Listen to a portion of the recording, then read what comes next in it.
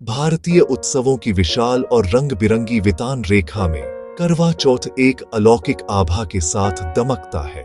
यह प्रेम, त्याग और गहरे विश्वास से ओतप्रोत एक दिन है, जिसका अनुष्ठान मुख्यतः उत्तर भारत की विवाहित स्त्रियां करती हैं। यह प्राचीन पर्व कार्तिक मास में पूर्णिमा के चौथे दिन के उपरांत मनाया जाता है।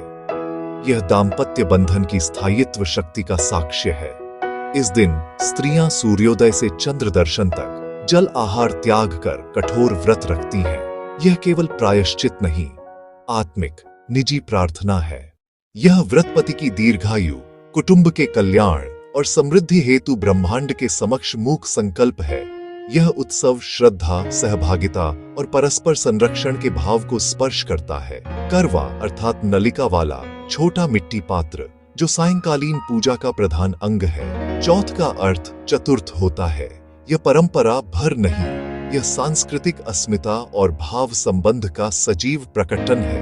रंग, प्रार्थनाएं और नारी शक्ति की शांत दृढ़ता से भरा। करवा चौथ की उत्पत्ति किसी एक ग्रंथ में निष्कर्षतः नहीं मिलती। यह लोक गाथाओं और महागाथाओं के बहुरंगी ताने बाने में गुंथी है। एक प्रिय कथा रानी वीरवती की है, जो 7 स्नेही भाइयों की एकमात्र बहन थी। पहले करवा चौथ पर उनका उपवास कठिन प्रतीत हुआ। भाइयों ने पीपल के पीछे दर्पण रख दीप ज्योति से चंद्र सदृश आभास रचा। छलना जैसी दृष्टि में उन्होंने व्रत तोड़ दिया। तत्क्षण पति के अस्वस्थ होने का समाचार आया। भक्ति की परीक्षा। देवताओं ने छल का उद्घाटन कर अखंड निष्ठा से व्रत पुनरावृत्ति का उपदेश दिया। अगले करवा चौथ पर कठोर पालन से प्रसन्न होकर प्राणदान की कथा पूर्ण हुई। दूसरा सूत्र, अर्जुन तप हेतु नीलगिरी गए।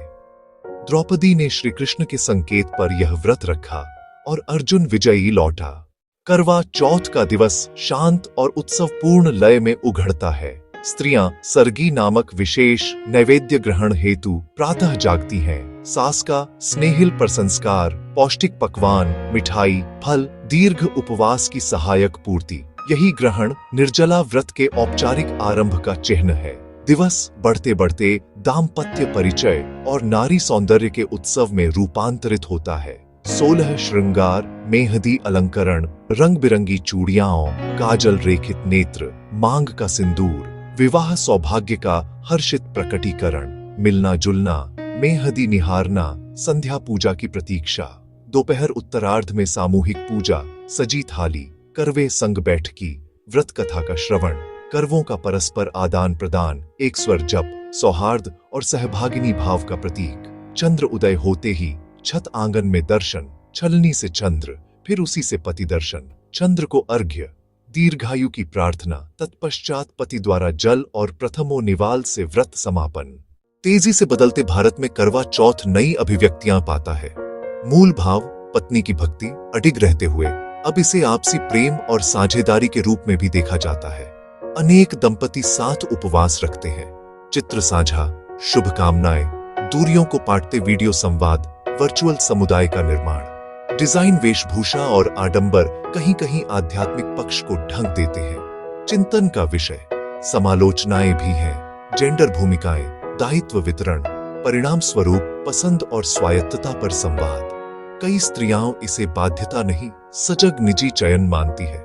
लोग अपनी मान्यताओं के अनुरूप विधियों को अपनाते हैं। परंपरा और आधुनिकता के बीच सहज सेतु। जब पति साथ उपवास रखे या दिन भर स्नेह से सहयोग दे, रीत समानता और साझेदारी का सजीव प्रमाण बनती है। करवा चौथ का शाश्वत आकर्षण, पोषित बंधन का उत्सव, कृतज्ञता, साझा भविष्य की प्रार्थना, वचनों की पुनर्पुष्टि, चंद्रमा साक्षी, प्रेम प्रार्थना रूप। आज 10 अक्टूबर 2025 असंख्य व्रत चंद्र दीप्त में पूर्ण होते करवा चौथ का रहस्य प्रतिध्वनित। प्रेम अपने शुद्धतम रूप में प्रार्थना है। साथ होना ही परम आशीष।